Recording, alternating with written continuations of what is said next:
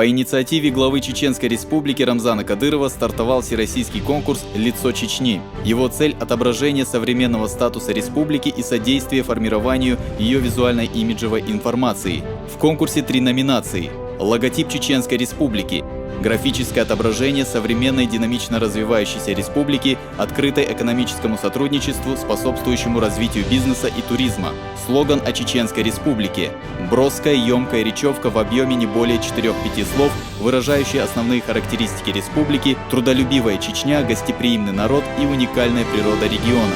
Словесный символ Чеченской Республики – краткое информационно-емкое слово или словосочетание, отображающее идею динамично развивающейся республики и ее перспективности в сфере инвестиционной привлекательности и туризма. Принять участие в конкурсе могут все, кто имеет свежий взгляд, патриотизм и желание обозначить свою гражданскую позицию без каких-либо условий или ограничений. Победителей ждут ценные подарки. Работы конкурсантов будут приниматься в течение месяца. Затем члены жюри отберут лучшие из представленных работ. Итоги будут подведены 31 августа 2013 года. Желающие могут подать заявки по адресу: город Грозный, улица Маяковского, 3, телефон 8 87 12 22 47 05. Ждем ваших креативных идей!